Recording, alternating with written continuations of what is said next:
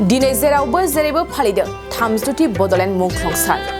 दुलाराय बर' फरायसा आफाद आरो अदालगुरि एबसुनि बानजायनायाव दिनै खैराबारि महिरंग फावथिनासालियाव 30थि बड'लेण्ड मुंख्लं सानखौ मेहेरगोनाङै फालिदों। मख'नो गोनांदि आलादा बड'लेण्ड सोमावसारनायाव गिबि मुंख्लं जानाय सुजित नार्जारि बिथांखौ गासै बर' माहारिफ्रानो मान होनानै गोसोखांदों। हाबाफारि बायदि आफादनि फिरफिला बिरहोनाय मुंख्लं सुजित नार्जारिनि मुसुखायाव बिबार आरो सावरायमेलखौ फारियै खुंनाय जायो।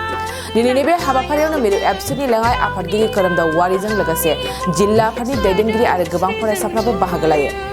बिथां खोरोमदाव वारिया दिनैनि 30थि बड'लेण्ड मुंख्लं साननि समावनो बर' हारिनि गेजेराव गोदान बिग्रायारि आफाद जोनोम मोननायनि सायाव गोख्रों बाथ्राजों बुंथियो।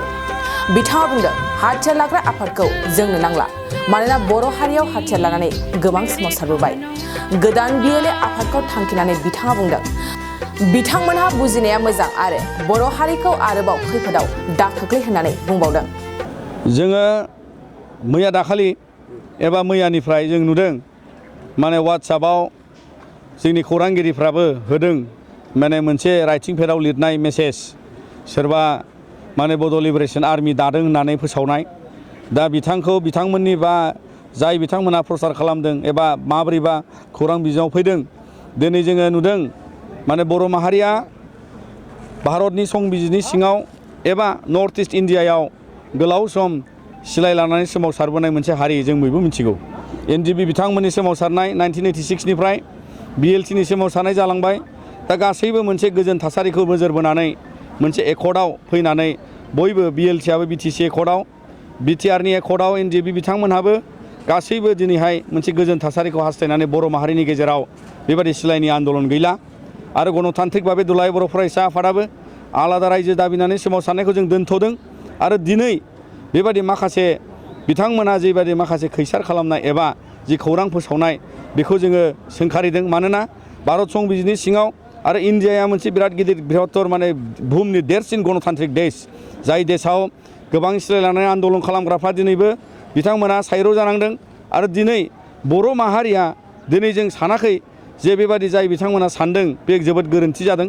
मानोना बर' माहारिखौ दावगाहोनो थाखाय दिनै गणतान्त्रिक भाबे जे सिस्टेमाव दङ, जे सिस्टेमजों जों दावगालांनो हायो, बिनि सायाव जों बिसास लाखिनानै जोङो दिनै बिसिम सफैदों। दा बिनिखायनो सोरबाया खैसारि खालामनानै बेबादि राइटिं पेडआव लिरनानैनो जुदि आफाद दानायनि फोसावनो हानाया बेयो जोबोद दुखुनांथाव। मानोना बिथांमोना नंखायबो जानो हागौ। दिनै जों दुलाराय बर' फरायसाया बेखौ सानदों। मानोना गोबां सुबुङा दिनै बर' माहारिनि गेजेराव मोनसे कालचारजों फैनाय आन्दलनजों फैनाय होननानै बिथांमोना बेखौ एडभान्टेज लानानै डिसएडभान्टेज सिचुवेसनाव बिथांमोना बेबादि फोसावनानै रां खांनानै जानो नागिरनाय, मालाय जोंनि हारिखौ खस्थ' खालामनानै आबादारि एबा गुबुन गुबुन बिथिंजों दिनै रांखान्थि बिथिङाव दावगानो नाजानाय सुबुंफोरखौ रां दाबिनाय, बायदिसिना सोमावसारनाय नामाव दाबिनाय, सिगिनाय, सख'नाय, गोजोन गैयै थासारि मोनसे लाबोगोन बेखौ जों नुहुरदों। आरो बिनिखायनो जाय बिथांमोना बेखौ सानदों बियो जोबोद गनायथाव नङा। आरोबाव बियो जुदि नंखाय मारब्ला बियो बिनिफ्रायनो बन्द' जानांगौ। मानोना बर' माहारियाव फिन बेबादि सोमावसारनांगौनि थाखाय गोनां दं होननानैबो जों सानाखै। आरोबाव बेबादि सिलाय लाग्रा आफाद जोनोम होनानै माहारिया जुजिलांनांगौ दं होननानै जों सानाखै। मानोना डेम'क्रेटिकेलि इण्डियाया बिराद साउन्ड, इण्डियाया बिराद स्ट्रं आरो दिनै इण्डियान मिलिटारि एबा इण्डियान पुलिस, आसाम पुलिस बा गुबुन गुबुन बिथिंजों ल' एन्ड अर्डार सिचुवेसनखौ नायनो थाखाय दिनै बिथांमोना जोबोद सांग्रां। आरो बिनिखायनो नंगौ, दिनैहाय 12 जुन दुलाराय बर' फरायसा आफादनि बेयो मुंख्लं सान आरो दिनैनि सानावनो बड'लेण्ड मुभमेन्ट बै समाव जोंनि बड'फा उपेन्द्र ब्रह्मनि जि दैदेननाय सेपारेट स्टेटनि थाखाय बेवहाय गिबिसिन मुंख्लं जादोंमोन सुजित नार्जारि बिथाङा। आरो बेखौ लानानै दिनै मिरु बर' थुनलाइ आफादा उदालगुरि जिल्लानि सिङाव थानाय नैबे खैराबारि महिरंगनि जि भावथिनासालि बेवहाय जि मोनसे गाजा गोमजा हाबाफारि लादों बेयो जोबोद मोजां जादों। आरो बेजों लोगोसेनो बिथांमोना मोनसे माने सावरायमेल लादों आरो बे सावरायमेलनि गेजेरजों बिथांमोना फुंखा सुबुं लाबोदों। फुंखा सुबुंमोननि गेजेरजों बिथांमोना रायजो राजानो मिथिहोदों। आरो बे मुंख्लंफोरनि जि बावसोमनाय, बे बावसोमनायनि गेजेरजों हारिया बोरै जौगादों बेनि सोमोन्दै बिथांमोना मिथिहोदों। जोबोद मोजां प्रग्राम बे जादों दिनैनि। नैबे समाव जों खौरां बिजोङाव नुनो मोन्दों माखासे गोदान हाथियार लाग्रा आफादनि जोनोम जादों होननानै, खिन्थु बे बाथ्राया बेसेबां सैथो बेखौ जों दासिमहालागै रोखायै फोरमान मोननाय जायाखै। खिन्थु जुदि सैथोब्ला हाथियार लाग्रा आफादनि गोनांथि दं होननानै नोंथाङा सानो?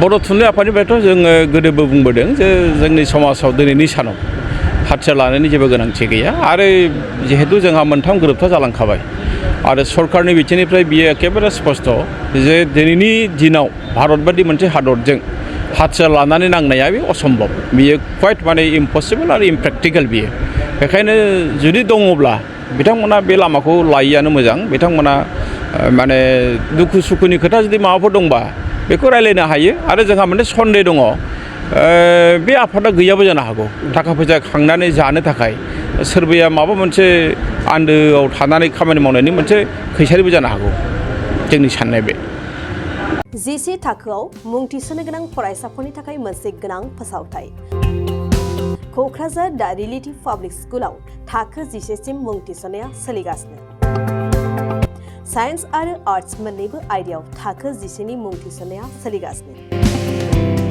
मुं थिसननायजोंनो लोगोसे साइन्स आयदानि फरायसाफोरनो स्कलारशिप टेस्टनि सुबिदा होनाय जागोन बेनि गेजेराव फरायसाफोरखौ टप 3 सायख'नाय जागोन 75% आरो स्कलारशिप टेस्टनि काट अफ मार्क जागोन टपार जानो हानाय फरायसाफोरा 100% स्कलारशिपनि सुबिदा मोननो हागोन टपार फरायसाफोरनो क'क्राझार दा रिलेटिभ पाब्लिक स्कुला 2 बोसोरनि बेसेन नाङाजासे सोलोंथाइ लानो सुबिदा होगोन फैगौ 13 मे खालि फुंनि 10 बाजिनिफ्राय 12 बाजिसिम स्कलारशिपनि टेस्टखौ लानाय जागोन आबुं मिन्थिनो थाखाय 7086401137 नङाब्ला 9435704380 जानबुं अनजिमा आरो relativpublicschool@gmail.com आवबो जगाजग खालामनो हागोन